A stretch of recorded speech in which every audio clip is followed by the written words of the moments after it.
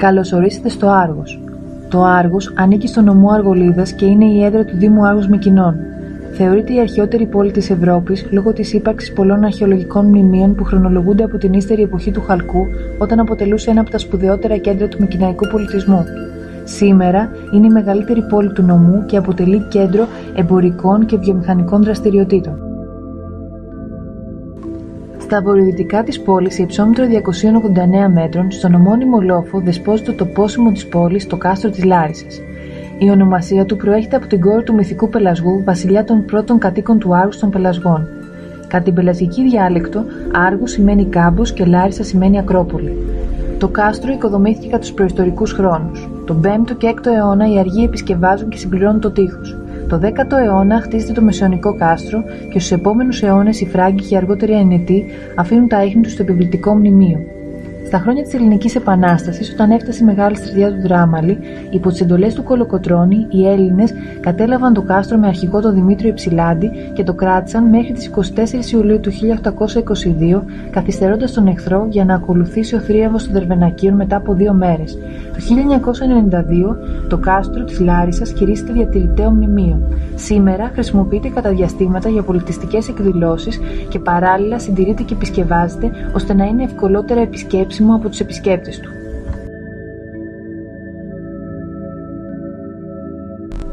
Ο ναός της Παναγίας ευρίσκεται στη βορειοανατολική πλευρά της Λάρισσας επάνω στο βράχο, όπου την αρχαία εποχή υπήρχε η ιερό της ακραίας Ήρας. Η Παναγία αρχικά λειτουργούσε ως μοναστήρι και η ιστορία της ξεκινάει από το 1715, οπότε και καταγράφεται η ύπαρξή της σε χρονικό. Αποκαλείται Πορτοκαλούσα επειδή παλαιότερα οι Αργοί έριχναν πορτοκάλια μεταξύ τους και προπαντός προς τα νιόπαντρα ζευγάρια κατά την ημέρα των εισοδείων της Θεοτόκου 21 Νοεμβρίου.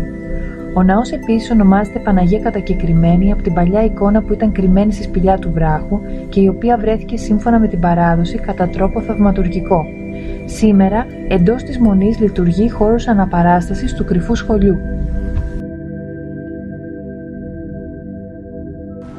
Οι στρατώνες του Καποδίστρια κτίστηκαν αρχικά τη δεκαετία 1690 από τους Αενετούς και μέχρι την Επανάσταση του 1821 χρησιμοποιήθηκαν ως νοσοκομείο, αγορά και ταχυδρομείο.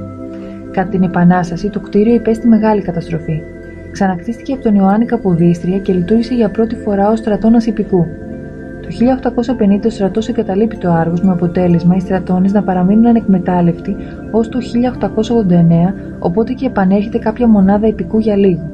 Την επόμενη χρονιά, 1893 έως 1894, οι στρατώνες μετατρέπονται σε σχολείο. Εδώ πραγματοποιείται η πρώτη πανελλήνια γεωργοκτηνοτροφική έκθεση 1899. Την περίοδο 1905 έως 1912 στέγασαν μονάδα πεζικού και αργότερα στρατιωτική φυλακή. Το 1915 το υπηκό επιστρέφει. Μετά τη μικρασιατική καταστροφή καλύπτουν στεγαστικές ανάγκες των προσφύγων.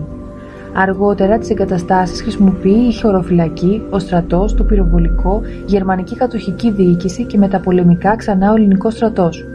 Το 1971 οι στρατώνες περιέχονται στο Δήμο του Άργους, ο οποίος επιδιώκει να τους κατεδαφίσει. Τελικώς, οι στρατώνες κηρύσσονται διατηρητέοι το 1978. Στη δυτική πτέρυγα θα λειτουργήσει το νέο Βυζαντινό Μουσείο της πόλης. Το αρχαίο θέατρο του Άργους κτίστηκε στο τέλος του 4ου αιώνα π.Χ. νοτιοδυτικά του κάστρου της Λάρισσας, στις υπόρειες του Λόφου.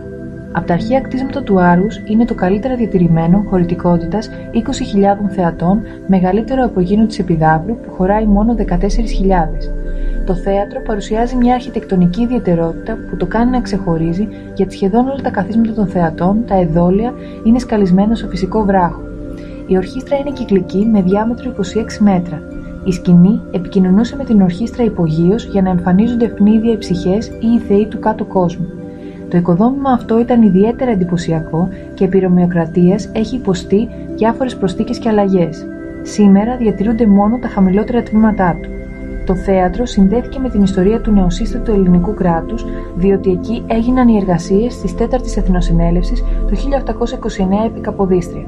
Ο χώρος του θεάτρου ταλαιπωρήθηκε κατά καιρούς με διάφορες μετατροπές προκειμένου να εξυπηρετήσει άλλες ανάγκες κάθε φορές. Σήμερα, στο αρχαίο θέατρο δίδονται παραστάσεις, ιδίως αρχαίας τραγωδίας, και γίνονται σημαντικές πολιτιστικές εκδηλώσεις. Η αρχαία αγορά του Άργους άρχισε να οργανώνεται ήδη από τον 6ο αιώνα π.Χ. στα νότια της πόλης, σε ένα κεντρικό μέρος όπου κατέληγαν οι οδοί από το Ιραίο, την Κόρινθο και την Τεγέα. Το οικοδομικό πρόγραμμα είχε ολοκληρωθεί στα τέλη του 4ου αιώνα π.Χ. Κατά την κλασική και ελληνιστική εποχή, την αγορά όριζαν στοές και κτίρια που δύσκολα διακρίνονται σήμερα κάτω από τις μεταγενέστερες αρχιτεκτονικές φάσεις. Από τα σημαντικότερα αποκαλυφθέντα μνημεία είναι μια μεγάλη υπόστηλη αίθουσα, κτισμένη γύρω στο 460 π.Χ., όταν το Άργος υιοθέτησε το δημοκρατικό πολίτευμα και ίσως λειτουργούσε ως βουλευτήριο. Επίσης, άλλο ένα αποκαλυφθέν μνημείο είναι ένα μεγάλο κτίριο, ίσως παλέστρα, με στοές, με δωρικούς κύονες που όριζε την νότια πλευρά της αγοράς. Σήμερα αποτελεί πόλο έλξης όλων των επισκεπτών που φτάνουν στην πόλη του Άργους. Τέλος, ο κάθε επισκέπτης της πόλης μας θα πρέπει να επισκεφθεί το Αρχαιολογικό Μουσείο του Άργους, στο οποίο στεγάζονται κινητά ευρήματα από την περιοχή της πόλης, καθώς και το δυτικό τμήμα της παιδινής και ορεινής Αργολίδας, τα οποία χρονολογούνται από τις προϊστορικές περιόδους έως και τη Ρωμαϊκή εποχή.